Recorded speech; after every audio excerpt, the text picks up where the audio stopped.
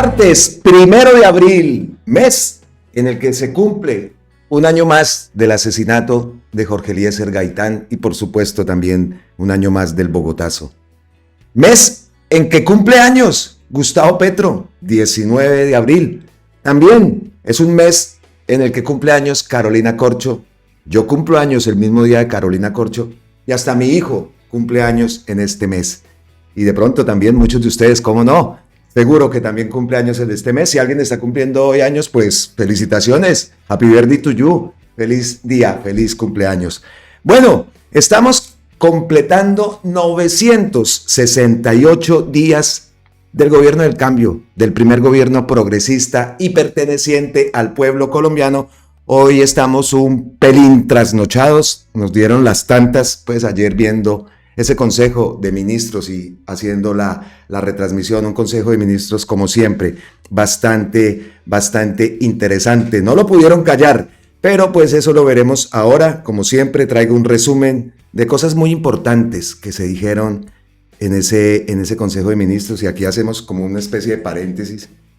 Llama la atención, aparte de que pues en este gobierno es el gobierno donde más se ha invertido en educación, el presupuesto más alto en la historia del país, lo ha puesto este gobierno en materia de educación. Eso tenemos que destacarlo y fue una de las cosas que Gustavo Petro también hizo recalcó bastante este tema y este punto el día de ayer, que el país sepa eso.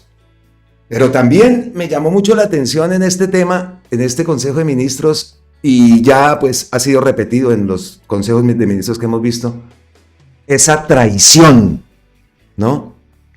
Esa traición que han cometido contra Gustavo Petro la gente que estaba cercana a él. Ese exministro de Hacienda, Ocampo, ya lo había dicho Gustavo Petro anteriormente, en otro consejo de ministros, en otra locución, en un discurso de esos que hace Gustavo Petro. Pero ayer lo reafirmó y nos explicó bien qué fue lo que hizo el exministro de Hacienda Ocampo. Otro error grave, como el error de haber puesto a Alejandro Gaviria en materia de educación, que no hizo absolutamente nada, solamente estaba viendo cómo torpedear la reforma de la salud. Increíble, increíble. Eso lo tengo incluso acá destacado, porque es que traición por todo lado. Pero como les digo, eso lo vemos ahora. Antes de comenzar, me gusta siempre traer pues unos punticos que vienen bien para la creación de este contenido. Lo primero que tenemos es esto.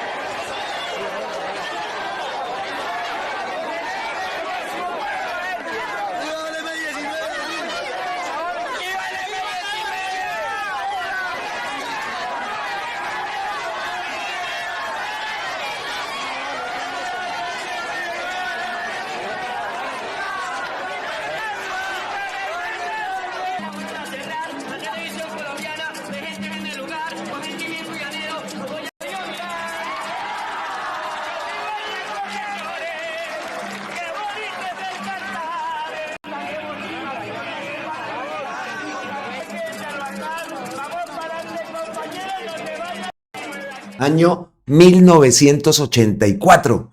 Esa Plaza de Bolívar a reventar, nos recuerdan imágenes actuales, ¿no? Y también Los que tenemos canas, ahí vimos el antiguo Palacio de Justicia, ¿no? La séptima de antes, el Ley, que era Ley, ¿no? Luis Eduardo Yepes, los que no saben por qué se llamaban esos almacenes Ley, era por Luis Eduardo Yepes, ese era el propietario. También había un almacén Tía en esa séptima, no, pues ya obviamente Tía no está ahí, el Ley pues es éxito. Pero recuerdos de esa maravillosa marcha, hablando de abril, ¿no? El M19, el movimiento 19 de abril. Y traje ese video como parte de la intro, porque es que el Consejo de Estado negó una tutela de quienes pretendían que no se mostrara la bandera del M19.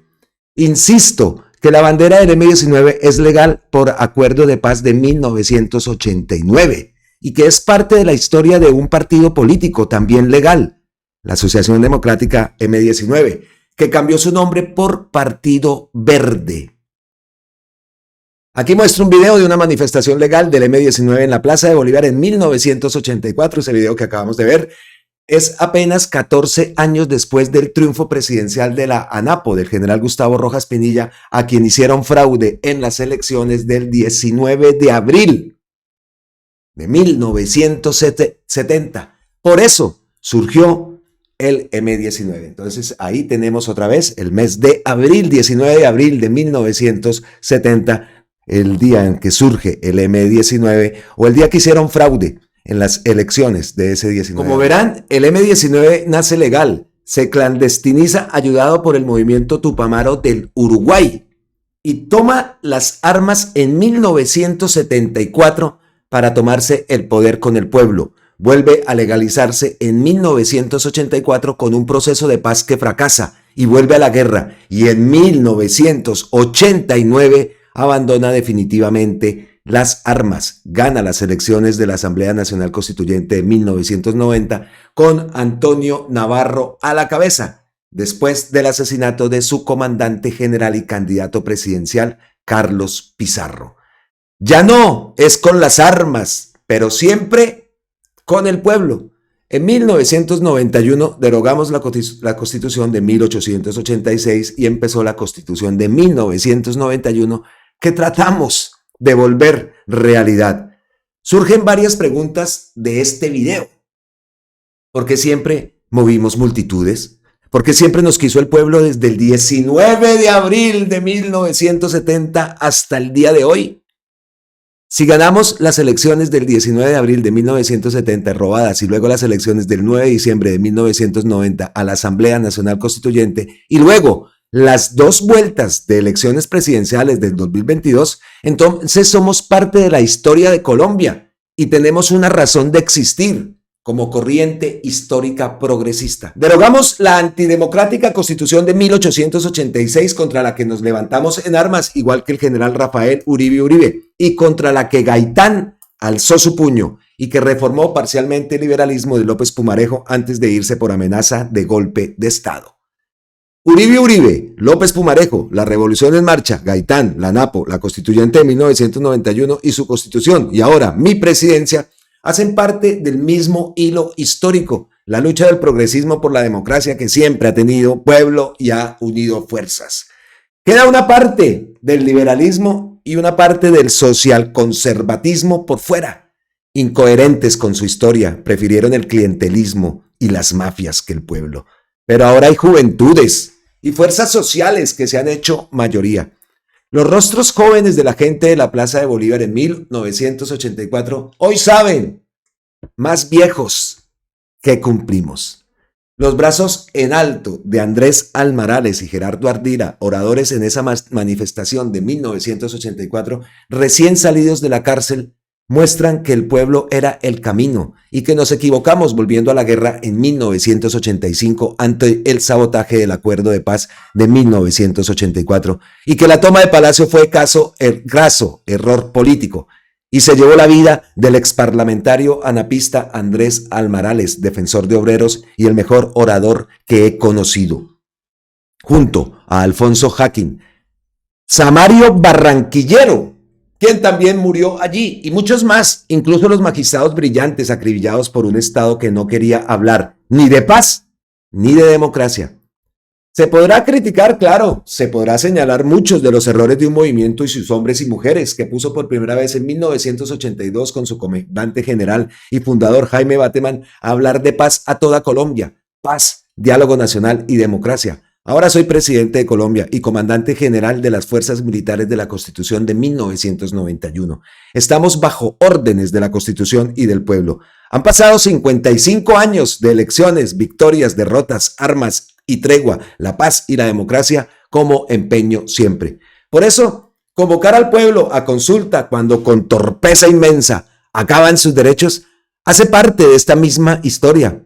Habrá otro mañana y otras y otros líderes, pero siempre habrá lucha por más democracia y por más justicia social. Entonces la noticia, el Consejo de Estado niega esa tutela, que por cierto por aquí Gustavo Petro ha publicado la resolución, esto es Consejo de Estado, Sala de lo Contencioso Administrativo, esto es lo que ha publicado Gustavo Petro, la resolución de negar esa acción de tutela por parte del Consejo de Estado. Quisieron callarlo con el Consejo de Ministros, quisieron que no se podía mostrar el símbolo, por ignorancia total, el símbolo, la bandera del M19, que es un símbolo de paz, más que todo lo que están tratando no, que lo han hecho siempre, de desvirtuar la presencia de esa bandera del M19. Entonces, noticia, esa es una.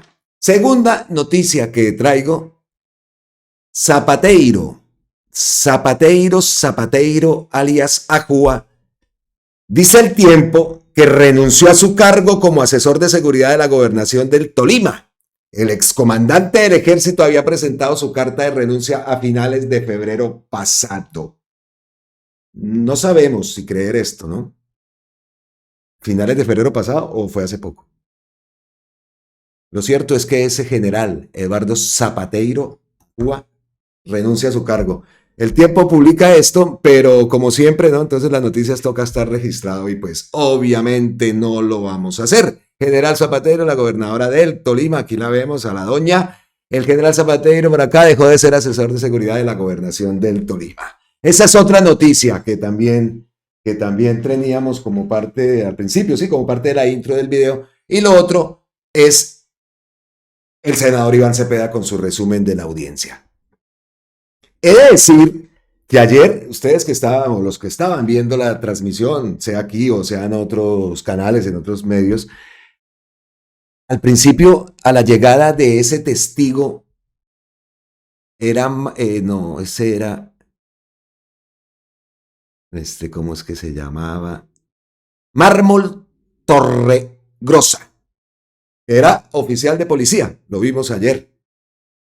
Y nos llamó muchísimo la atención. Al principio llegó y no, yo no declaro. Yo tengo un video de eso precisamente que también pues una parte del juicio, donde sin edición de nada, donde ocurrió esto. O sea, bueno, antes de verlo, es que no lo voy a mostrar totalmente porque son 7 minutos y se nos alarga el video. Pero lo que sí quiero destacar es la pericia, la audacia de esa juez. Un testigo que llega y dice, no quiero declarar, no voy a declarar. Los testigos que lleva Uribe, hágame el favor. Eso siempre que llega un testigo, ve uno allá una persona armada del IMPEC o de la policía, no sé si eso es del IMPEC, con armas y de todo. ¿Por qué no? ¿Qué pasó ahí? ¿Por qué pasó? No, es que llegó un testigo de Uribe. Así es, impresionante, un desfile de paras que no se puede creer, de verdad. O sea, no se puede creer, increíble, sí, en el sentido de un disque expresidente, ¿ah? Yo me pregunto qué dirán aquellos uribistas que por allá también que estaban colocando una valla en Medellín en apoyo al Matarife, le toca pagar hasta por eso, porque ya ni la gente de su mismo departamento lo apoyan, unos cuantos por ahí, pero sabemos ya que Antioquia hace rato dejó de ser uribista. Entonces, vamos a ver un pedacito, yo lo voy alargando, ustedes me perdonan para que vean. Entonces, como el testigo decía, no, yo no declaro, yo no voy a declarar, no declaro, y la jueza empezó, oiga, hermano, que usted está en el deber de hacerlo como ciudadano y bla, bla. Y empezó y, oiga, que me pareció muy, muy audaz la forma y terminó haciendo y rindiendo declaración. Una declaración bastante chimba. Entonces, venga, miramos un poquito de eso y después vamos a escuchar lo que nos subraya el senador Iván Cepeda, por supuesto. Pero espere que yo tengo, es que es imperdible. Primero que todo, llega y dice la jueza, bueno, nos ponemos de pie y es para los que están en la audiencia. Y el único que se puso de pie virtualmente, Uribe. Ay Dios, vea cómo, véalo, que no es mentira. Ahí dice la jueza. Señor Ponemos de Elmo pie, José vean acá en la Martínez, audiencia, todos están de pie. por rigurosa Aquí nadie jurídica paró. del despacho, si se compromete usted a decir la verdad en la Ay, aclaración que va a Dios. rendir. Escuchen. Ya lo declaré delante de la Corte Suprema de Justicia. No tengo más nada. Perdón, la pregunta es clara. ¿Se compromete a decir la verdad en la declaración que va a rendir?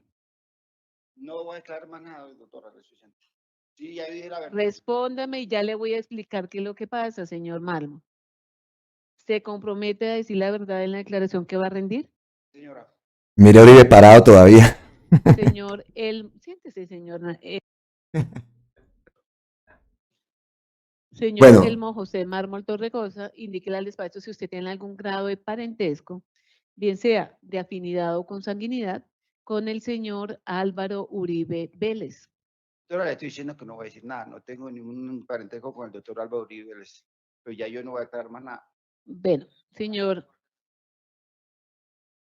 Elmo, lo que pasa es que usted dice que rindió una declaración en la Corte Suprema de Justicia. En ese tiempo, el señor procesado tenía un fuero constitucional por ser senador de la República. Luego, el señor Uribe renunció a ese fuero y por eso el proceso pasó a la justicia ordinaria. En la justicia ordinaria, en ese entonces, bueno, pues no sé si de pronto yo pueda darme a entender, pero allá en la Corte Suprema de Justicia se tramitaba el proceso con fundamento o por aplicación de la Ley 600 del 2000, que era la permanencia de la prueba, el sistema escritural. Ahora, cuando pasó el proceso a la justicia ordinaria, se le aplica la Ley 906 de 2004 y con la adecuación que realizó el juez cuarto penal del circuito, lo que pasó a este proceso ordinario fue lo correspondiente a la indagatoria que rindió el señor Uribe allá en la Corte Suprema de Justicia. Toda la demás prueba tiene que practicarse el interior de este juicio oral. Bueno, señor Elmo, por eso es que nos molestamos en citarlo nuevamente. Bueno, si me doy, señor. ¿Escucha el tono? Recuerdo también el deber que tenemos todos los ciudadanos y usted de colaborar con la Administración de Justicia. Bueno, por eso, pero sí me doy a entender, ¿sí? Por eso, entonces, señora fiscal, su testigo. Gracias, señora juez. Señor Malbol, muy buenas tardes. Dígale a la audiencia su fecha de nacimiento. Va a seguir con el juicio, yo no voy a declarar. Ya le explicó la señora juez su obligación. ¿Fecha de nacimiento? Sí, la obligación es, no, yo no voy a declarar. Perfecto. ¿En dónde nació? En Santa Marta. ¿Qué fecha? El 4 de agosto del 74. ¿Cuántos años tiene? 50. 50 años. ¿Estado civil? Unión libre. ¿Tiene hijos? Sí, señora. ¿Cuántos? 4. 4. ¿Cuál es su grado de instrucción? Bachiller. Bachiller. Gracias, señor Mármol. Dígale a la audiencia desde cuándo se encuentra usted privado de la libertad. Desde 2007. ¿Recuerda la fecha? No me acuerdo. No se acuerda. ¿Por qué hechos fue capturado? Por homicidio y tentativa. Bueno, continuó la audiencia, después hizo otra vez que no, y que no, y que no. La jueza volvió y le dijo, oiga, sí, con ese tono. Listo. Y la sacaron la indagatoria. La sacaron y muy bien por parte de la jueza Sandra Heredia y por parte también de la fiscal. Eso entonces pasó, pero bueno, ¿Qué dijo el senador Cepeda? Que todos estaban, incluso se estaba señalándolo ahí, él, que está ahí, que está aquí, el que está aquí, el que está aquí. ¿Qué dijo? ¿Qué dijo el senador Iván Cepeda? Los falsos testigos de Cómbita. Ese es el episodio que se desarrolló hoy en el juicio oral contra el expresidente Uribe. Me permito hacer un balance de los dos primeros testimonios que se han escuchado de esos paramilitares. En el juicio oral contra el expresidente Álvaro Uribe Vélez, continúa el desfile de falsos testigos, muchos de ellos paramilitares y narcotraficantes, que ha presentado en su favor el acusado y cuyas evidentes falacias e incoherencias está demostrando sin lugar a dudas la Fiscalía. Primero, Máximo Cuesta Valencia, alias Sinaí, Giovanni Alberto Cadavid Zapata, alias Cadavid, y Elmo Mármol Torregrosa, alias Poli, llamados por la Fiscalía a declarar en el juicio, son los falsos testigos que fueron concertados por el ex jefe de la oficina, alias Cesarín, la abogada Ángela López y el abogado Diego Cadena, para atender el llamado de Uribe Vélez a presentar mendaces acusaciones en mi contra.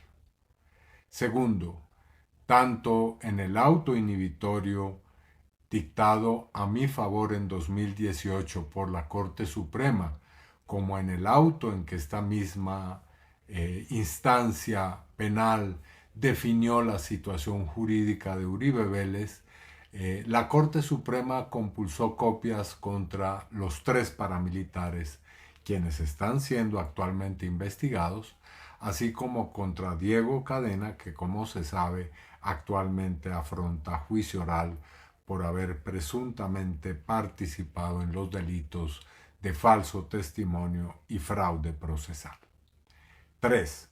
Las declaraciones de hoy de Cadavid y Mármol Torregrosa estuvieron colmadas de contradicciones. Destaco 5 de las muchas mentiras que le escuchamos a Cadavid. Primero, ante la Corte Suprema, refiriéndose al abogado Diego Cadena, dijo, comillas, ni lo distingo, lo he oído mencionar solo por televisión o radio, pero no lo conozco. Sin embargo, en su declaración hoy, tuvo que aceptar que estaba presente el día en que se elaboraron las cartas. Segundo, aunque Diego Cadena dijo que se reunió con los 3 reclusos previo a la elaboración de las cartas, Cadavid ocultó este hecho. Se limitó a decir que le indicaron que él estaba allí cuando su amigo y colega Mármol Torregrosa, en su declaración ante la Corte Suprema, había confirmado no solo el encuentro entre Cadavid y Cadena, sino que incluso estuvieron dialogando. Tercero, en su declaración de hoy, Cadavid dijo que alias Cesarín estaba presente en el lugar en el que se realizaron las cartas, mientras que en la Corte Suprema dijo que éste no había estado. Cuarto, sostuvo además que él no solicitó la visita que hice en 2012, pero después de que se le fuera presentada o exhibida la carta suscrita por él y otros reclusos, tuvo que admitir que había solicitado esa visita. Y quinto, reconoció que Ángela López lo instruyó sobre cómo presentar mi visita de 2012 y redactar la carta que se dirigió luego a la Corte Suprema de Justicia. Por su parte, Mármol Torregrosa subrayó distintas situaciones de las cuales muestro 3 de sus más protuberantes falacias. Primero, en su declaración negó que él hubiera solicitado que fuera a visitarlo, hecho que al igual que Cadavid, tuvo que reconocer cuando la Fiscalía le exhibió la respectiva carta. Segundo, dijo que envió solicitud a una dirección que le suministró alias Cesarín pidiendo entrevista con un abogado de Álvaro Uribe. Sin embargo, no identificó a qué lugar o a quién la dirigió, es decir, intentó ocultar el trámite para la visita de Diego Cadena. Tercero, contra toda evidencia, también ocultó que la carta que dirigió a la Corte Suprema la elaboró Cadena y dijo que le pidió el favor a otro recluso que la escribiera, pero no supo decir quién era ese otro interno. En medio de tantas falsedades, la nota pintoresca de hoy fue la moción de orden del acusado Uribe Vélez por la presión inhumana que supuestamente estaba ejerciendo la Fiscalía contra el falso testigo Cadavid. Este último simulaba problemas auditivos para no reconocer que en la grabación de su declaración ante la Fiscalía había mencionado la presencia del abogado Cadena en la visita en Cómbita. Una artimaña más del acusado en su malograda defensa. Y en eso último que dijo el senador Iván Cepeda, la intervención de Uribe, cuando más lo estaban encochinando, saltó, mire que la fiscalía está haciendo un trato inhumano y poco de pendejadas que estaba diciendo, pero lo grave fue que interrumpió justo cuando más estaba encochinado. Ay, Matarife, Matarife, Matarife, creo y espero, como esperamos muchos, que haya llegado tu hora de pagar ante la justicia. Eso es lo que queremos. No otra hora, no. La hora de que pague, aunque sea por esto, que es mínimo. Aunque es algo gravísimo, pero es algo mínimo en todas las acusaciones que tiene el Matarife. Lo veremos y lo seguiremos viendo revolcándose entre sus mentiras, entre sus testigos. Increíble. Bueno, entonces ahora sí pasamos, eso era la intro, esos temitas que quería destacar. Y ahora sí nos vamos entonces para el Consejo de Ministros que hubo el día de ayer. Muchas cosas, como lo dije al principio del video, muchas cosas que decir. Volvemos y lo repetimos porque lo destacó y lo resaltó Gustavo Petro. En este gobierno es históricamente el gobierno que más ha asignado recursos, dinero para la educación, históricamente en Colombia. Eso, antes que nada. Y después, entonces, lo dije también anteriormente, llama la atención el tema de traición, ¿no? Traición, me traicionaron las personas que estaban alrededor. Gustavo Petro, por su actitud demócrata, ahí vuelve y lo dice, de abrirle los brazos a los que habían perdido este Ocampo, que era, y lo dice también Gustavo Petro, era de Fajardo. Era de Fajardo, este Ocampo. Me refiero al exministro de Hacienda, ¿no? Entonces, ahí habla de que 36 billones se fueron, pero para Ecopetrol, para pagar el déficit de precios de Duque, déficit de precios de la gasolina que generó Duque. Imagínense ustedes eso. El gobierno dice una cosa y este hombre por allá hizo otra cosa que viene a darle 36 billones al subsidio de Duque a la gasolina, justamente lo que Gustavo Petro venía denunciando. Eso tiene lo que ponen las gallinas. Grave error, lo reconoce Gustavo Petro y lo compara con el error de Gaviria. Incluso estoy siempre revisando la cuenta de Gustavo Petro, ahí acaba de resaltar lo que yo había, bueno, lo que todos, muchos resaltados, pero en mi trabajo, lo que yo estoy viendo acá, haciendo la transmisión y estoy acá anotando minutos para poder después hacer los resúmenes que yo hago. Entonces, pero obviamente todo el mundo está haciendo eco de lo que dijo Gustavo Petro. Entonces, sin más, ¿qué otra cosa tengo acá para destacar que no se me vaya a escapar? No, por el momento esto. El presupuesto más alto de la historia en educación, en este gobierno, en el gobierno del cambio. Entonces, listo. Vamos a escuchar lo primero. ¿Qué pasó con Ocampo? ¿Qué pasó con ese error que cometió Gustavo Petro al nombrarlo y al traerlo? Y ojo, que viene a hablar por aquí de esa nueva asesora de campaña de la candidata innombrable. Así que, sin más, escuchemos a Gustavo Petro. Yo cometí un error inmenso y tiene que ver con la educación, ahora saldrá a la luz pública. Un error mío, político, por creerme el cuento que podíamos juntarnos con fuerzas políticas diferentes y hacer un diálogo y un acuerdo y ser generosos. Eso se llama darle la cara de pendejo a uno. Ser generosos y ofrecer parte del gobierno a fuerzas que habían perdido, tratando de que hubiera una unidad mayor de la sociedad colombiana y un esfuerzo mayor para hacer las reformas que la sociedad colombiana necesita. Mire qué engaño. Ingenuo. Tienen razón los que dicen, eso le pasa por llegar novato a la presidencia, pero el lío es que Santos me dejó sino con una posibilidad de llegar sola una vez a la presidencia. Luego esto sirve de lección para otros y otras. ¿Se escucharon lo que dijo ahí, no? Santos me dejó solo una oportunidad de ser presidente. Vamos a ver qué ocurre también con ese tema. Vamos a ver qué ocurre con el tema de la consulta popular. Bueno, sigamos. Adelante.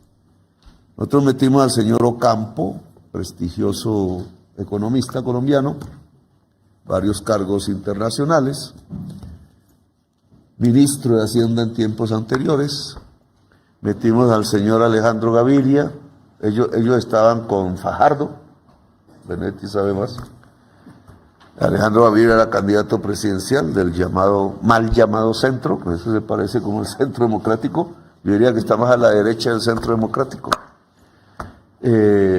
Exministro de Salud, como era rector de los Andes, pues dije, pues que mejor que ministro de Educación, creo que no pensó un día en educación, siempre en salud. Y a la señora Cecilia Ocampo, que había estado en el gobierno de Samper, esa es Cecilia López Montaño, que dije, pues como buena liberal que ha sido, pues debe apoyar una de las banderas principales del Partido Liberal en su historia, que es la reforma agraria. Pero ¿qué hicieron las fuerzas que nosotros invitamos que vinieran a gobernar con nosotros? Creyeron que era que estábamos pidiendo un favor, que era que no sabíamos gobernar y ellos sí, que nosotros éramos brutos y ellos inteligentes, y la prensa trató de que era que nos estaban haciendo un favor. Y el favor que hicieron fue sabotear el programa de gobierno elegido por el pueblo. Y eso no se puede permitir, porque si esto es una democracia, quien manda es el pueblo. El pueblo manda al presidente, que lo eligió, pero para que cumpla un programa, no para que se lo saboteen. Y lo que estamos viendo es una gran labor de sabotaje de la oligarquía, que no es que es la excusa para decir que no hacemos, es que a pesar del sabotaje, sí hacemos.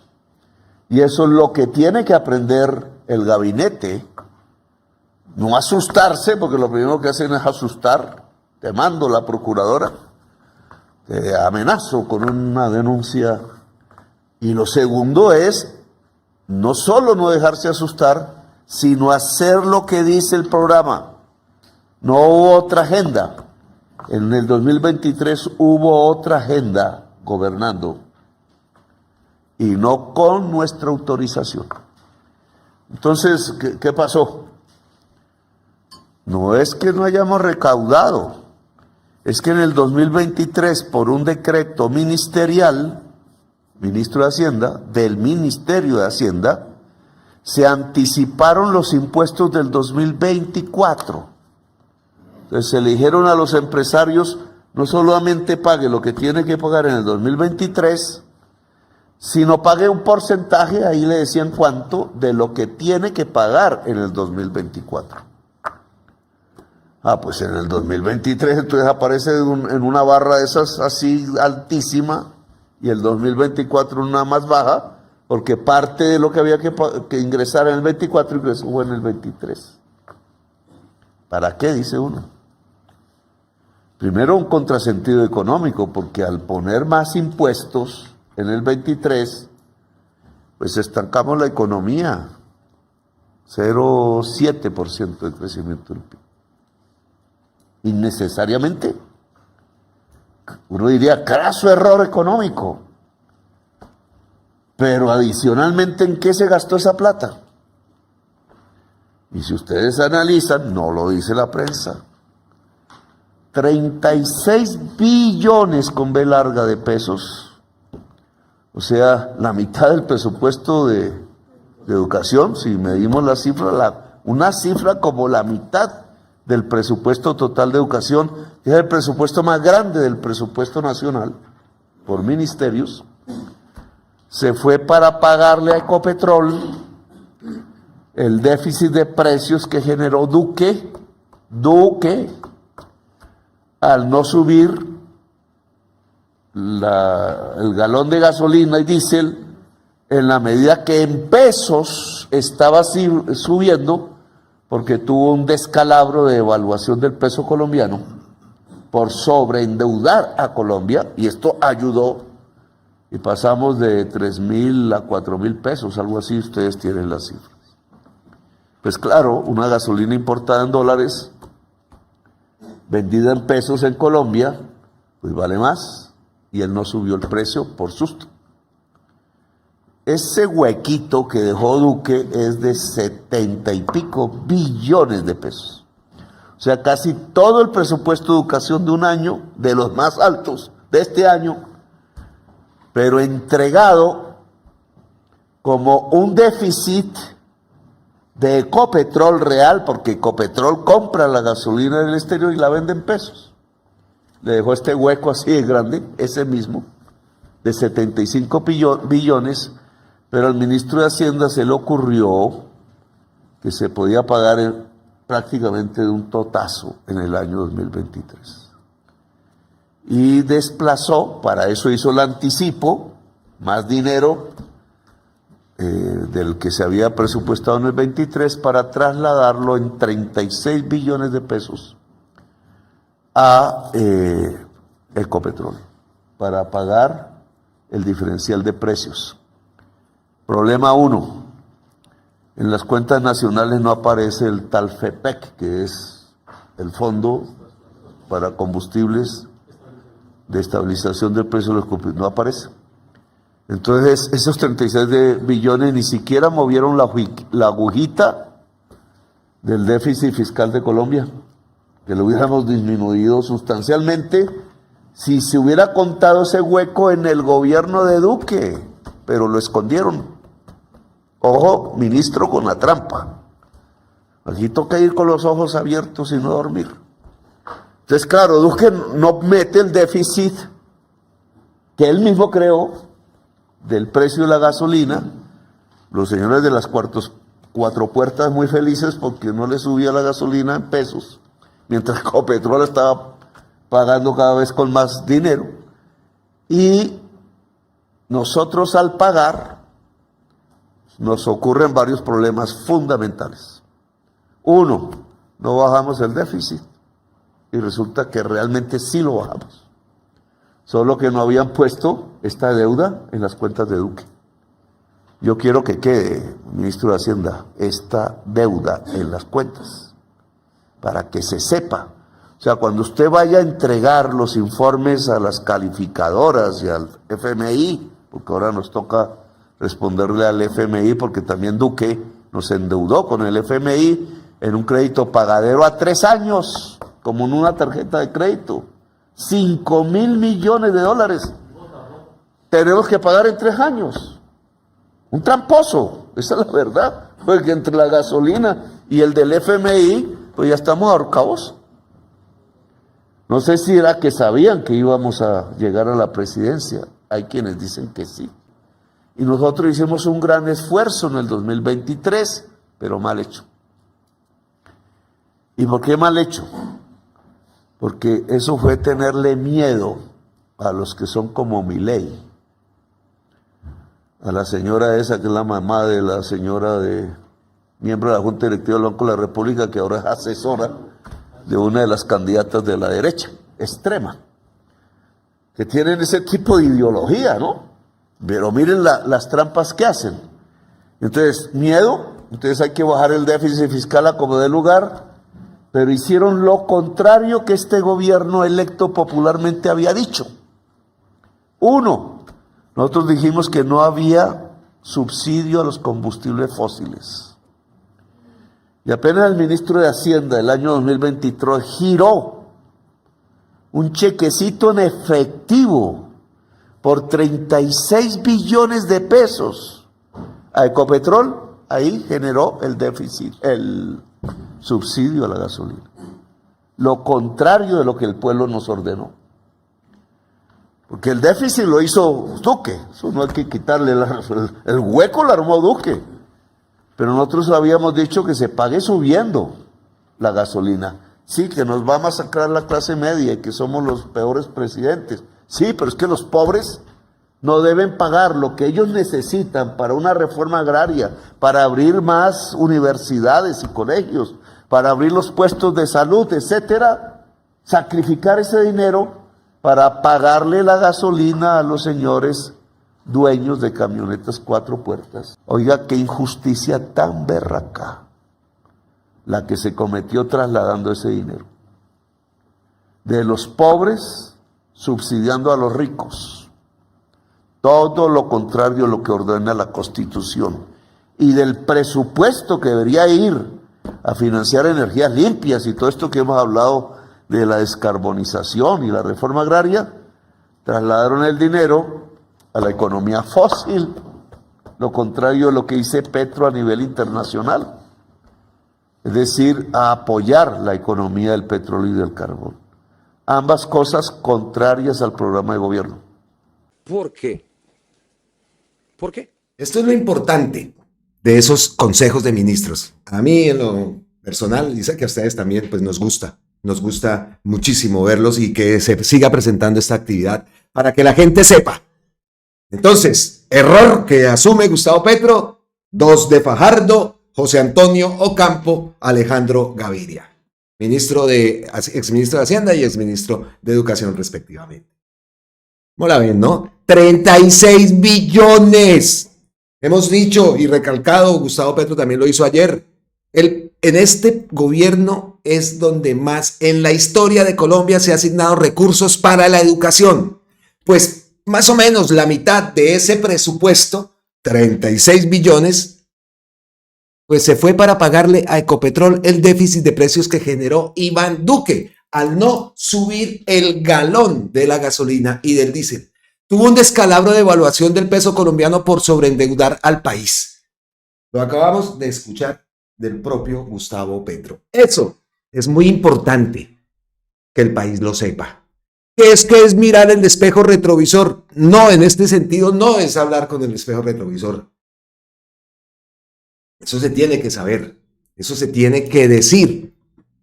Y he de decir que yo lo que pude averiguar y las charlas que tuve, sea con el taxista, con la señora de la tienda, con la del supermercado, con la del Fruver, en fin, pues hablaban que sabían de este tema.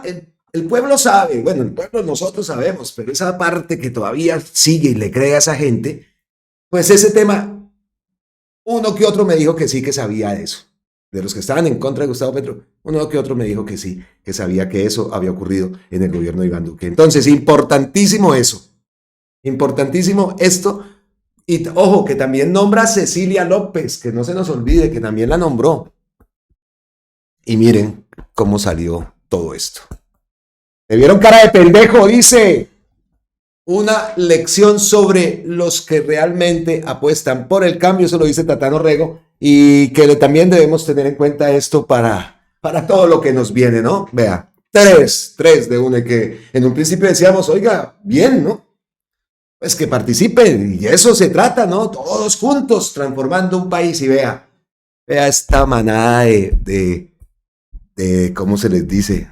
De pichurrias, no sé, No sé, pero traición en toda la carita. Y otra de las cosas que también se hablaron en ese Consejo de Ministros y que también fue aparte, pues noticia el día de ayer, fue esa actitud rechazable del Banco de la República. Gustavo Petro criticó la no reducción de tasa de interés en ese Consejo de Ministros. ¿Cómo será que incluso Blue, el desempleo en Colombia sigue cayendo, pasó del 11.7 en febrero de 2024 a 10.3 en febrero del 2025 según el DANE? Ahí está, lo publica Blue también, otro dato, ¿no? Entonces no bajaron las tasas de interés, aún cuando el desempleo en Colombia sigue cayendo, y que lo tuvo que publicar el pasquín ese de Blue. Pero eso no, obviamente no todos los medios actúan así. Miren este ejemplo. El Nuevo Siglo, economía. Más de 2 millones de colombianos siguen sin empleo en febrero. ¡Hijos de puta! ¿Ah? Muchos miserables, son unos asquerosos, de verdad. Perdónenme la palabra. Pero es que esto es increíble. Estamos llegando a la tasa de desempleo más baja del siglo, pero así titula el periódico conservador. ¿No se acuerdan que tanto sectarismo solo nos llevó a esta violencia que no terminan? Repiten la historia. Eso es ser uno miserable.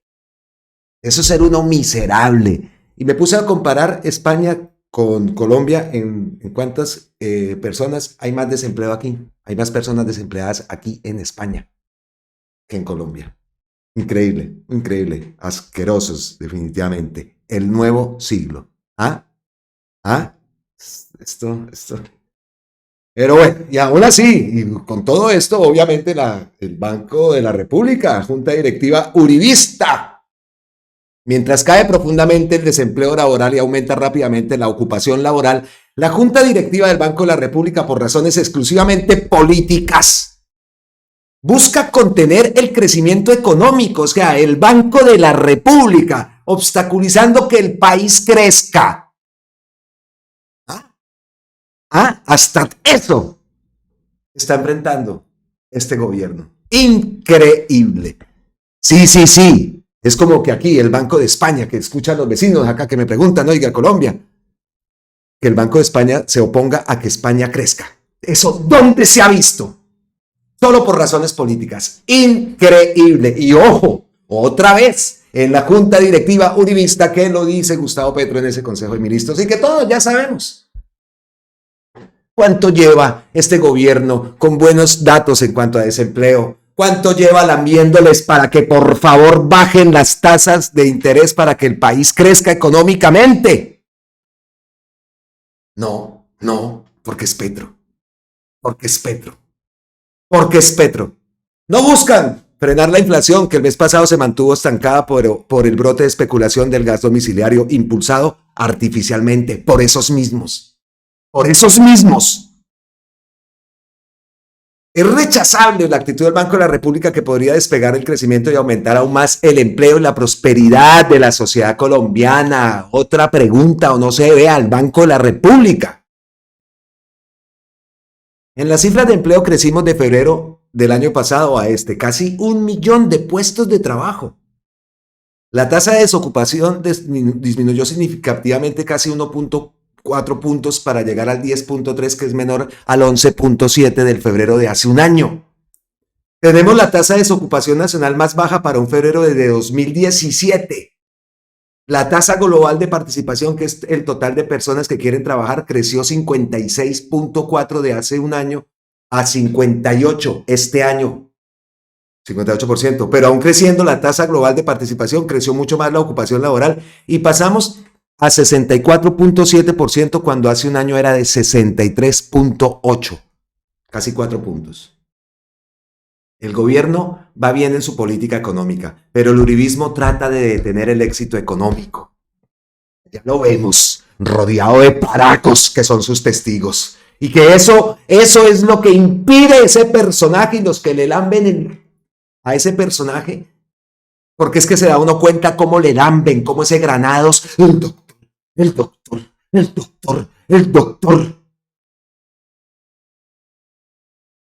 Y eso Es lo que está deteniendo el país por un lado, generan violencia, amiguísimos del ELN, ese video de esa señora del ELN, el favorzote que le hizo al uribismo. Pero nosotros ya sabemos que son de ellos, que son de la misma.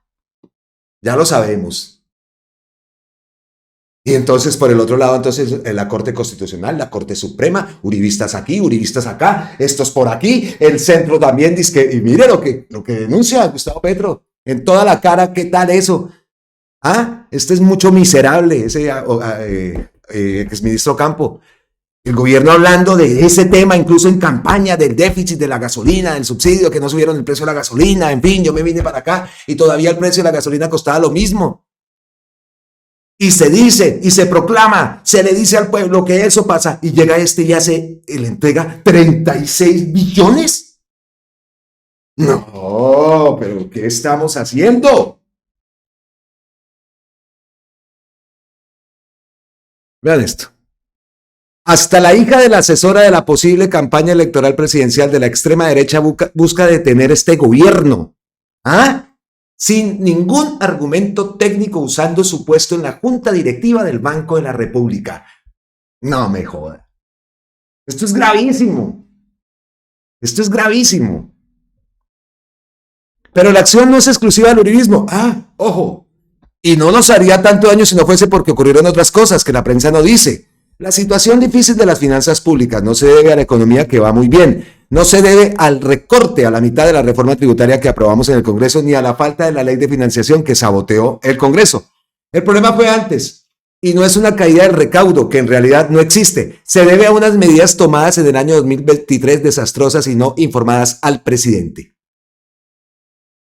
El exministro Campo debería decirnos ¿por qué recomendó a la persona que yo mismo propuse por su consejo a la junta directiva que se alinea más con la hija de la asesora de Victoria? ¿Acaso las visiones post-keynesianas de algunos economistas colombianos están alineadas con la línea extrema de Milei? ¿Y ven recortes por todas partes en vez de justicia social y crecimiento? ¿Acaso mantener arriba la tasa de interés real de la economía no busca, en vez de frenar la inflación, desfinanciar al gobierno colombiano a través de hacer crecer el endeudamiento interno por su tasa de interés y detener entonces la financiación del programa votado por el pueblo mientras sí se trasladan partidas a fondos fiduciarios que guardan dinero público sin usar, que es del pueblo? Pero que van como destino a las grandes concesiones viales de los banqueros y los carteles de la contratación. Entre la supuesta obligación de pagar billonarias cuotas fiduciarias que se quedan guardadas en los bancos sin uso porque incumplen los contratos y el aumento real de la tasa de interés que aumenta la deuda privada interna, buscan es desfinanciar al gobierno. Después nos preguntamos, ¿por qué Colombia es el país con el segundo lugar en más desigualdad mundial? Si es que los ricos no pagan impuestos y el dinero de las clases medias y los trabajadores se van a fiducias eternas en manos de banqueros. ¿Acaso, exministro Campo, no es hora de crecer? ¿Tanto temen que el gobierno dispare la producción y la riqueza? ¿Se cometerá el mismo error craso que se hizo en el 2023 al anticipar el pago de impuestos del año 2024 para financiar el 2023? Pero solo para trasladar innecesariamente 36 billones de pesos del presupuesto y del programa a Ecopetrol, creando uno de los subsidios más enormes a los combustibles fósiles cuando se votó por eliminarlos para hacerse tránsito a la descarbonización de la economía del siglo XXI. No me puedo creer esto. No me lo puedo creer, de verdad. No me puedo creer esto de este exministro Ocampo. Y que esto haya pasado en nuestro gobierno. Ahí está todo el tema del recaudo y que tanto hablan y dicen y critican y miren, incluso datos que no están puestos para generar esas cifras, ¿no? Datos que no fueron puestos por Duque intencionalmente porque sí sabían que Gustavo Petro iba a ganar la presidencia. Miren los contratos amarrados también que dejó 15 días antes con los Char. ¿Y qué pasó? ¿Y qué ha pasado?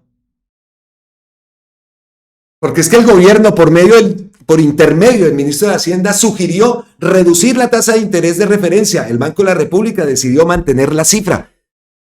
Continuaremos en la senda de la discusión, dice el ministro Germán Ávila, ante este grave anuncio de no reducir las tasas de interés. El Ministerio de Hacienda y el Gobierno le han presentado a la Junta Directiva del Banco de la República la sugerencia de realizar una reducción en la tasa de interés de referencia, animados con la idea de que se requiere estimular de una manera más explícita el crecimiento de la economía, y este es un factor que consideramos que contribuye a lograr un mayor crecimiento y una aceleración en el crecimiento del Producto Interno Bruto. Esta opinión no fue atendida por un número de 4 representantes de la Junta Directiva del Banco de la República, y por eso la decisión que se ha tomado era de mantener la tasa. Creemos que hay que continuar la senda de discusiones con la Junta Directiva del Banco de la República para que en próximas reuniones podamos avanzar en los ajustes sobre la tasa de interés con el fin de acercarnos a las metas establecidas dentro de los planes de reducción global que tiene establecido el Banco de la República. La mayor parte de la Junta Directiva del Banco de la República es uribista. Debimos ser la mayoría esta vez, pero la delegada que yo puse en el año de Ocampo me la sugirió Ocampo, y creo que no quiso hacerlos. No ha necesitado hacernos caso, porque alguien, un pérfido, dirá: es que la Junta Directiva del Banco de la República es independiente, pero del gobierno, no del pueblo. Un bonito análisis en las estadísticas pero también en esas estadísticas de puestos de trabajo salta que crece todo, ¿cierto? Todo, en todas las regiones, en todas las... El puestos de trabajo en mujeres en porcentaje es el más alto desde el año 2007, y en general el más alto desde el 2015, y si nos va bien el mes entrante, el más alto en el siglo. Ojo. Y entonces, como unas estadísticas tan importantes en generación de empleo, de puestos de trabajo, de más gente que quiere ir a trabajar, que es la tasa global de participación, de tasa de ocupación que suma empleo y empleo no pago, pero por ingresos de cuentapropistas, y todo eso sube, pues es porque vamos bien. Porque esa es la principal variable de la economía, que la gente trabaje, porque el trabajo es la única base de la riqueza humana al lado de la naturaleza. No hay más fuente de la riqueza que el trabajo. Lo demás es pamplinas, no es la lotería, no es el traqueteo, todas son ilusiones. No es que Dios me mandó una platica, no, Dios me mandó la capacidad de trabajar. Y si la sociedad tiene capacidad de trabajar y trabaja, entonces es más rica.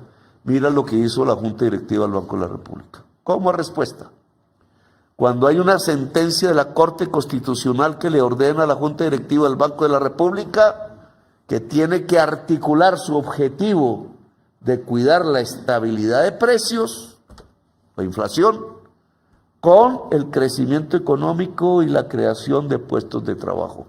E hizo lo contrario. Nosotros estamos haciendo crecer, porque hacemos crecer industria y agricultura, puestos de trabajo en Colombia, y el Banco de la República no es capaz de bajar la tasa de interés.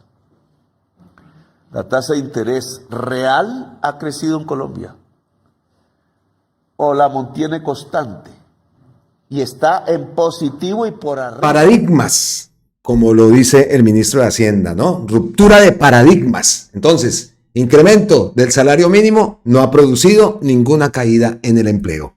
Tampoco ese incremento en el salario mínimo ha tenido efecto con una inflación más alta, una inflación de alto impacto.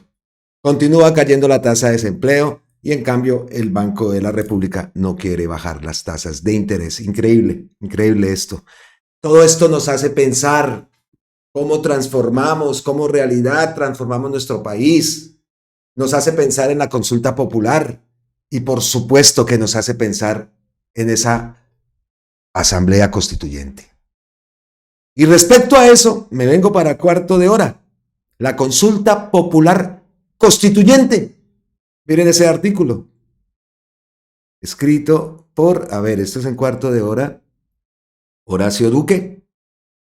El deliberado hundimiento en la Comisión Séptima del Senado de la República por parte de 8 legisladores de la ultraderecha de la propuesta legislativa con la reforma laboral presentado por el actual gobierno para recuperar los derechos de los trabajadores perdidos en el clímax del modelo neoliberal consagrado en esa Ley 100 de 1993, aprobada bajo la coordinación y liderazgo del señor Uribe Vélez, animó e impulsó la determinación del presidente Gustavo Petro de formular la propuesta de convocar una consulta popular para canalizar la aprobación de un nuevo estatuto laboral con normas y disposiciones reivindicadoras de los derechos de la clase obrera y de los trabajadores en general, como el pago de las horas nocturnas después de las 6 de la tarde, o sea, 6 p.m., el pago de los dominicales y festivos, el pago del trabajo de los aprendices del SENA, los derechos de las mujeres, un descanso remunerado en sus días de periodo menstrual, los derechos salariales de las madres comunitarias sobre las convenciones colectivas y los derechos de los trabajadores de las plataformas domiciliarias,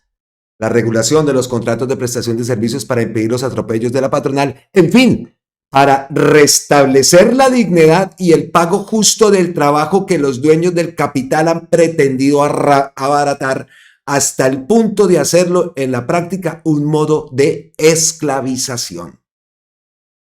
La consulta popular es una herramienta de la democracia participativa consagrada en la Constitución de 1991 como resultado de las propuestas de la bancada del M19 y de la izquierda popular, que jugó un papel estelar en dicho organismo, en el que la derecha también se encargó de dejar sentadas las bases del modelo neoliberal y del militarismo que dio pie al sangriento paramilitarismo que llevó a la presidencia a uno de los suyos, el señor Uribe Vélez.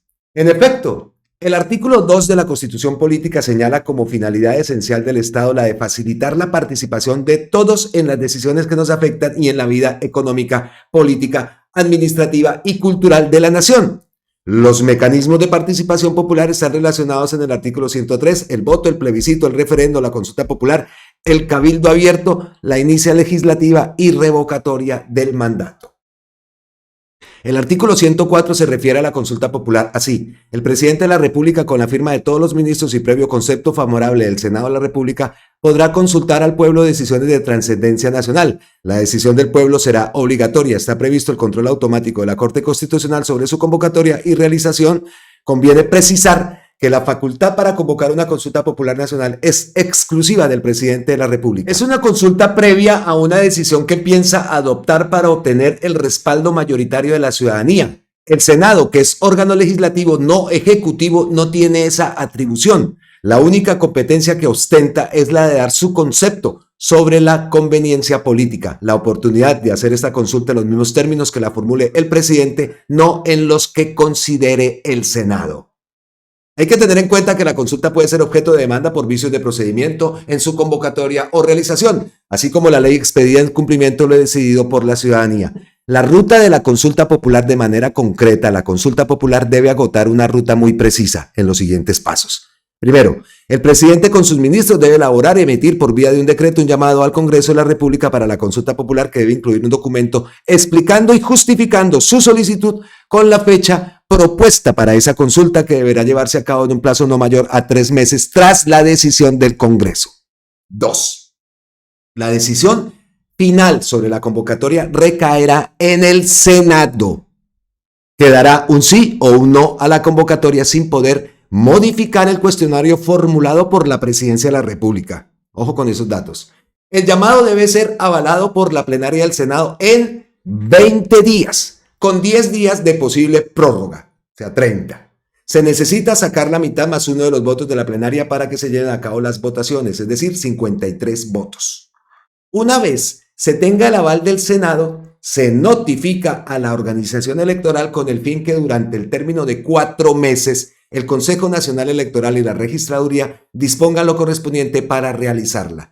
La revisión de los gastos de las campañas a favor o en contra de la consulta, cuyos topes los establece el Consejo Nacional Electoral, y la aplicación de las normas sobre publicidad del proceso de votación. La Registraduría debe hacer un tarjetón muy claro para que el ciudadano pueda escoger libremente entre el sí y el no. Los partidos o grupos que quieran hacer campaña por el sí o por el no o por la abstención deberán inscribirse dentro de los 10 días después de que se haga la convocatoria formal.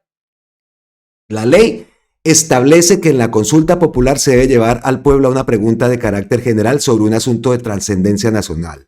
El artículo 38 de la ley 1757 del 2015 es bien claro en rechazar la presentación de un articulado.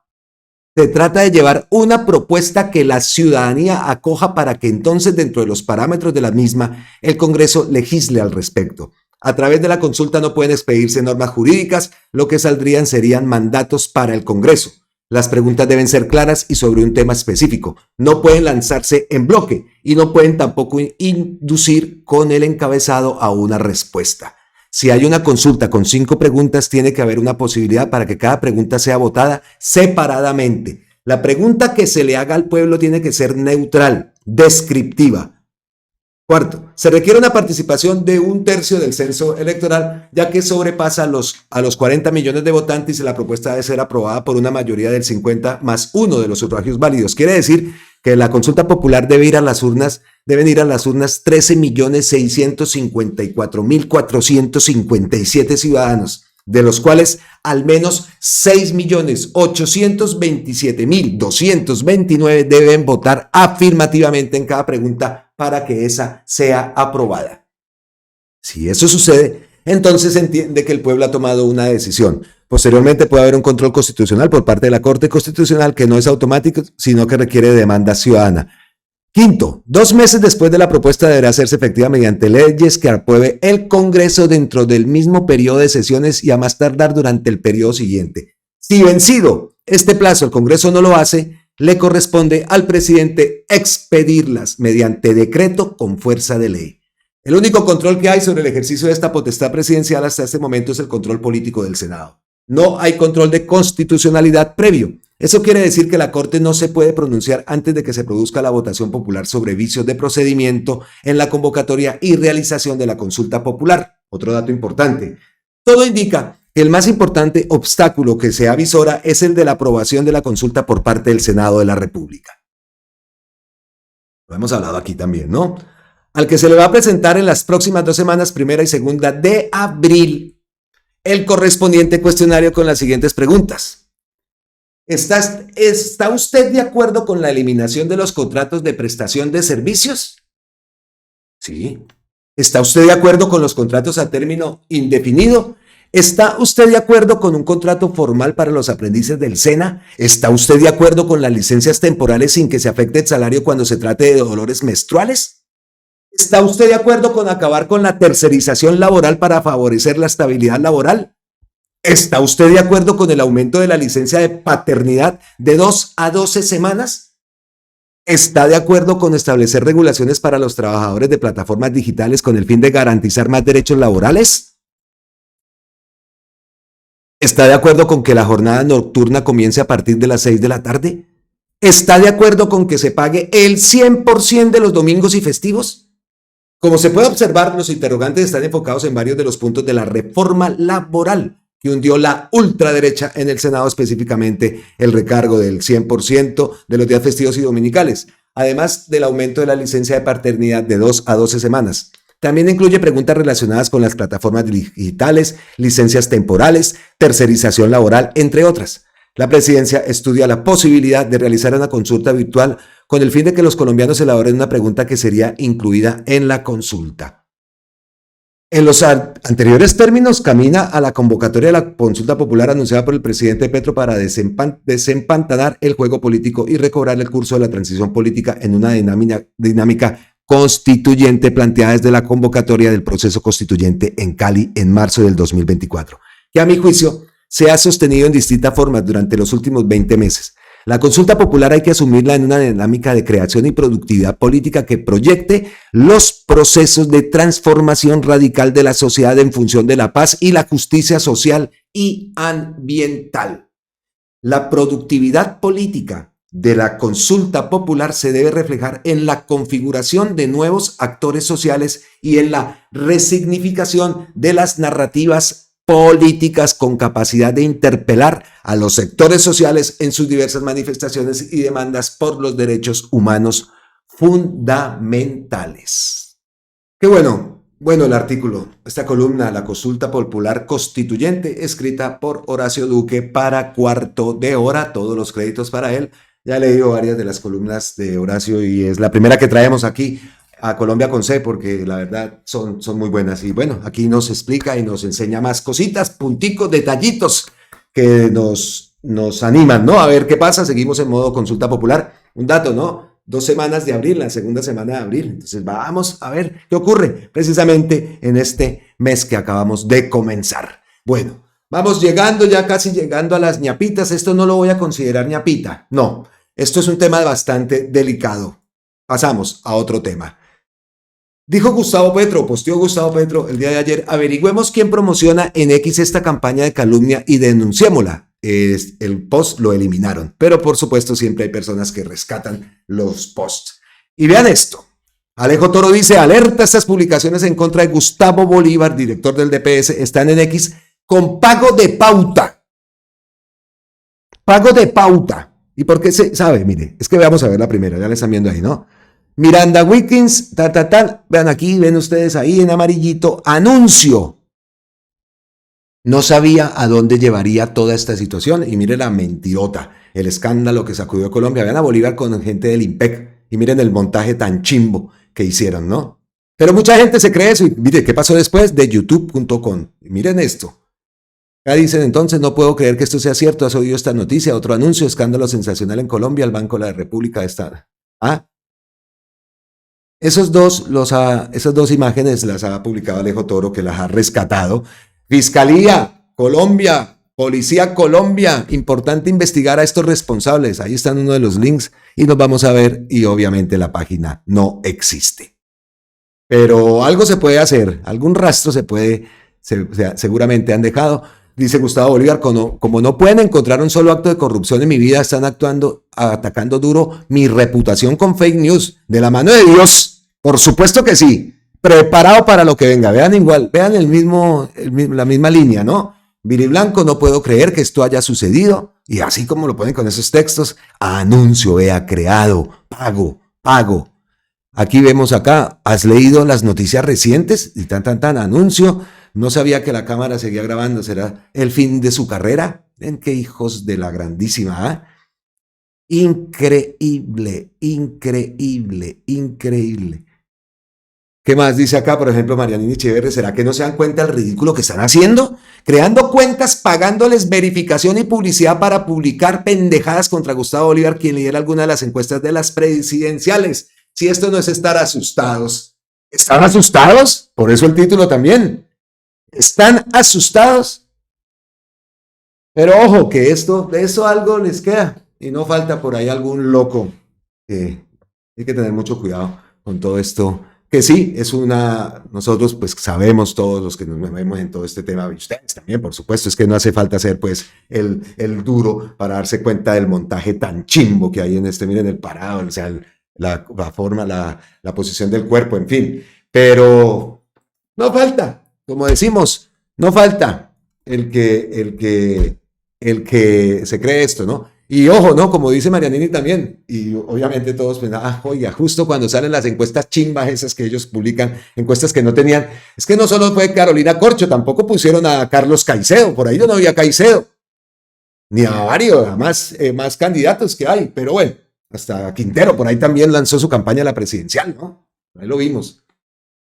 Entonces, encuestas chimbas, ataques, estos no son chimbos, ataques programados pagos, que es lo más tenaz, y obviamente eliminan todo, cuentas verificadas, menos de 10 seguidores, impiden comentarios y lo peor que todo es que dice tweet promocionado. Así es la derecha rancia de este país, lo dice Ani Ruiz y por supuesto que todos opinamos lo que ella posteó en su cuenta de X. Entonces, pues, de la mano de Dios, señor Bolívar, de la mano de Dios, eso sí, siempre para todo lo que viene. Bueno, esto. Pero bueno, son muy predecibles, de verdad. Están en campaña. Bueno, ahora sí comenzamos con las ñapitas. El vendaje, el bonus track aquí en Colombia con C. Y la primer ñapita, miren esta noticia, miren esto grave también. Desde la noche del miércoles 26 de marzo, la plataforma informativa de la revista Raya ha sido blanco de un fuerte ataque cibernético masivo tipo DDoS, botnet, que ha realizado millones de requerimientos y que ha comprometido miles de direcciones IP, principalmente desde Asia y Europa. Este ataque tiene como objetivo bloquear el acceso a la ciudadanía de la información que publicamos. ¿Cómo les parece?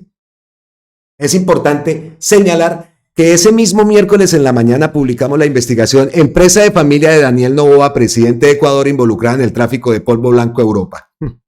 Por allá también de lo mismo, ¿no? Y vamos a ser progresistas también en Ecuador. Se junte ese bloque. Denunciamos esta grave violación a nuestro derecho a informar y el derecho de la sociedad a estar informada. Pondremos en conocimiento de las autoridades colombianas este intento de censura. Pero entonces aquí, ¿a quién se le dice? ¿A la FLIP? ¿A la Fiscalía? Ay, ay, ay, ¿a quién se denuncia esto? Por eso me parece también importante, y obviamente siempre dando los créditos, que todas estas noticias, estas publicaciones tengan una difusión muy grande, que los medios alternativos las tomemos y la difundamos también, para que por ningún lado puedan callar las grandes investigaciones que ellos hacen. Y nos preocupa a quiénes que se van a dirigir para que abran investigaciones y para que se cumpla ese derecho en Colombia de que la gente tiene que estar informada, no mal informada. Pero vean, y nuestra solidaridad, por supuesto, con Revista Raya y la señal investigativa. Siguiente ñapa, Colombia Oscura, opine, ciudadano furioso en una sede de Audifarma de Bogotá porque al parecer le estaban negando los medicamentos para su tratamiento. El hombre arremetió contra las trabajadoras que finalmente tuvieron que entregarle sus medicinas. Otros usuarios que observaban lo aplaudieron. ¿Cómo así? Entonces, si el señor no se pone grosero, bueno, no se pone agresivo o rebotado, pues, ¿no le entregan los medicamentos? Entonces, ¿estaban ahí atrás? ¿Estaban ahí atrás? Vean esto. Y vamos a ver, Gustavo Petro, si tiene alguna reacción ante estas imágenes que de seguro le habrán llegado.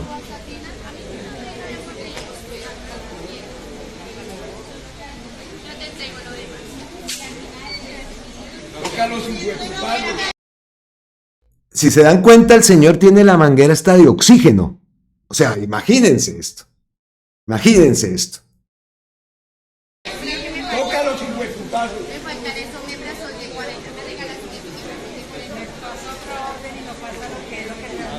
No, es que cuántas veces salió lo que es. Venga, pero porque le dicen que no había medicamento y cuando el hombre se pone así, sí hay. ¿Se da cuenta tú cómo toca venir? ¿Se da cuenta cómo Pero toca venir? ¿ustedes creen que pueden jugar con la vida de las personas No, así? es que vean las noticias. Ya, le dijeron los que no hicieron estaba, famosos. el señor se puso de mal genio y aparecieron. Bueno, Ojalá que esa fórmula aparezca. Grábeme y súbame. Vamos a subirla. 196. En las noticias los mencionaron con el hueputa medicamentos guardados y vencidos. Malparidos.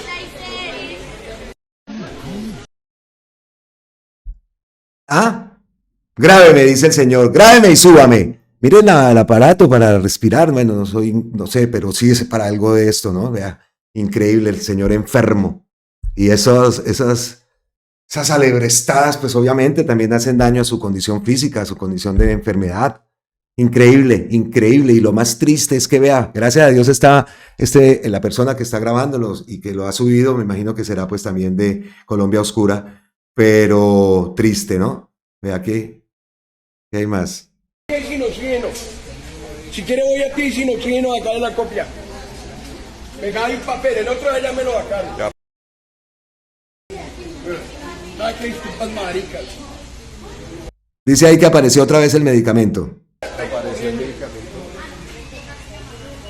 ¿Qué quiere? Que me salga y de puertas para afuera me dé algo para que se laven las manos, la chimpa. El que me va a dar que me diga aquí adentro.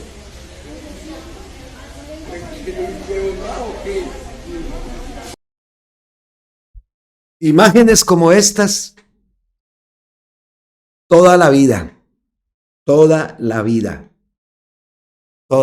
Yo recuerdo que nunca, o sea, nosotros allá, Telecom, antes de que también Uribe acabara con Telecom, y si alguien me está viendo, de pronto opinará lo mismo. Telecom incluso tenía una caja de previsión que era Caprecon y eso funcionaba una maravilla. Eso funcionaba, espere que es que tengo acá, estoy escuchando al señor, eso funcionaba una berraquera, Caprecon. y se tragó Uribe Telecom y pasó Caprecon y eso después fue el acaboses. Pero antes Caprecon funcionaba una berraquera, era la caja de previsión para la gente de Telecom, de Intravisión y no sé qué más.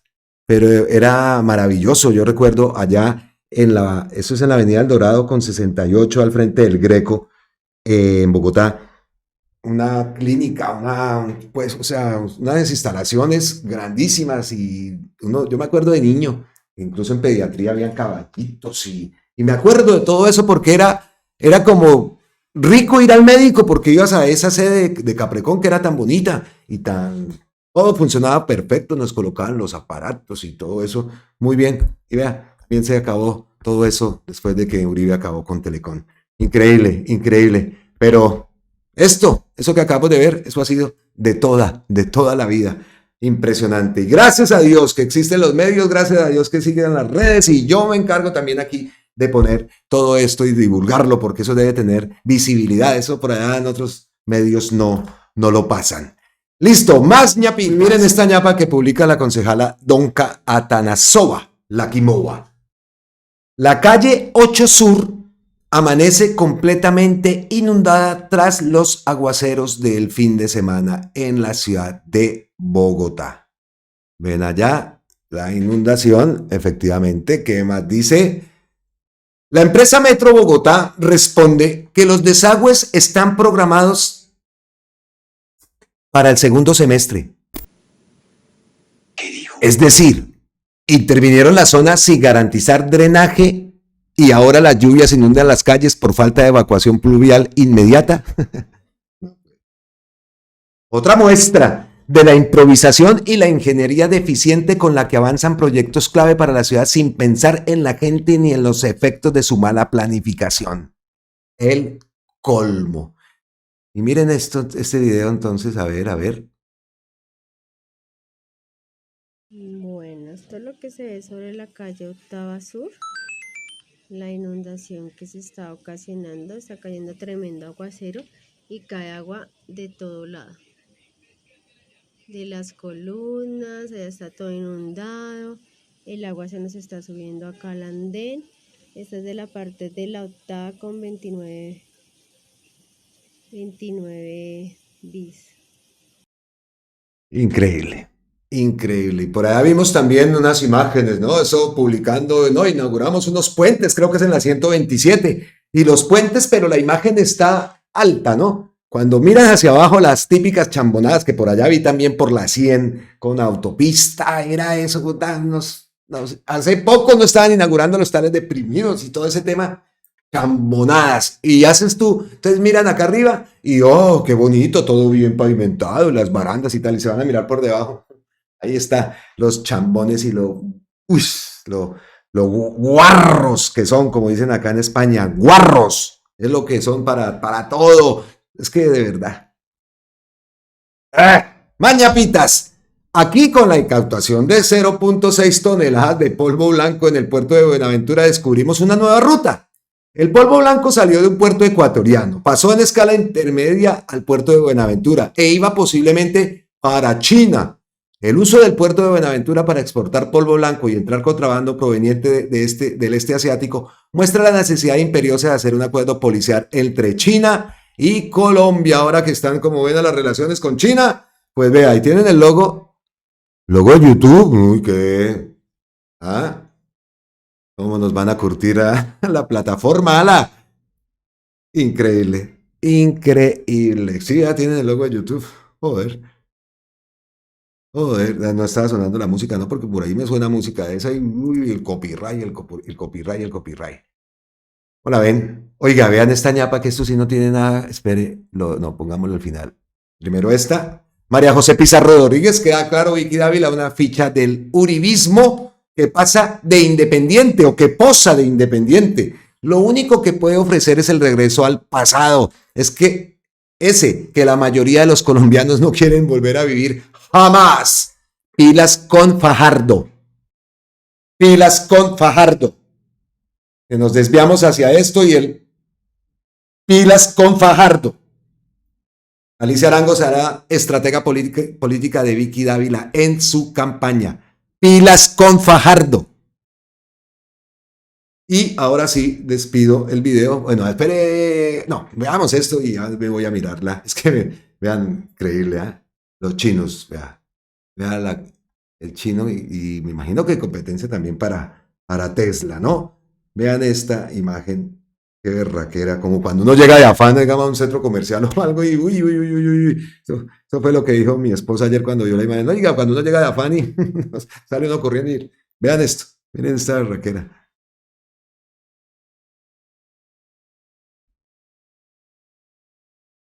Vean cómo se baja. Y adiós, pues. Tan creído como se va. Y por ahí hay un Tesla. Aquí también como que es Tesla. Vean. Bueno. Bendita tecnología. Vea, y bien, a la primera, ¿no? A la primera. ¿Cómo les parece? Sí, aquí había otro Tesla. En toda la cara de los Teslas se les parqueó o se aparcó, como dicen acá en España. Esa palabra sí me la copié, sí se me pegó. El aparcar. Vean cómo aparcó de bien. En China tienen que construir una relación de confianza con su coche para irse fiándose que aparque solo bien. Excelente, excelente. Eso lo publica, tenemos que dar los créditos, por supuesto, por acá a Magucon. Pues créditos para él por el video que quería traer. Y cerrar el contenido, antes que nada me voy para la cuenta de Gustavo Petro. Habla del Consejo de Ministros. Si se aprueba la reforma pensional, se dispara la formalidad porque mucha más gente va a entrar a la seguridad social y sus puestos de trabajo se transformarán en formales. El 85% de los trabajos de campo no están en la formalidad, presidente Gustavo Petro. Mi mayor error. Entonces creo que quedamos bien con el trabajo que hicimos. El resumen que presentamos para todos ustedes, hecho por nosotros, no copiamos nada de por ahí, eso lo hacemos nosotros y tomamos los tiempos, los minutos. Ve, aquí tengo mi cuadernito para hacer los minutos, todo como lo voy planificando el video. Entonces, me despido. Les envío un abrazote ancestral desde la distancia y un paréntesis, por favor. Muchas gracias, Gonzalo Enríquez Rubio. Gracias por tu aporte, se hizo miembro del canal a través de los superchats. Javier Nat Báez ya es típico. Muchísimas gracias, Javier. Querido Javier, gracias totales, eternas, infinitas también por tu aporte. Y por supuesto a Adna American Dream. Muchas gracias también por su aporte. Y a todos ustedes, gracias totales, eternas, infinitas, por ese aporte, por esos apoyos, por esas visualizaciones. En fin, gracias. Y nos vemos en la próxima. Por ahí ya está el juicio al Matarife. Vamos a ver si hacemos transmisión en la segunda parte. Y por aquí vemos, como siempre, a Claudia Sheinbaum en su programa diario, Las Mañaneras. Vea que funciona todo este tema, ¿no? Los consejos de ministros, vamos a ver qué datos nos dan de rating ayer, cómo se ve, si la gente vio, porque era importante también que la gente viera todo lo que ocurrió el día de ayer. Nos vemos, chao, abrazos ancestrales, miles de bendiciones, gracias totales, eternas e infinitas, y suscríbanse al canal, por favor. Los perritos, chao.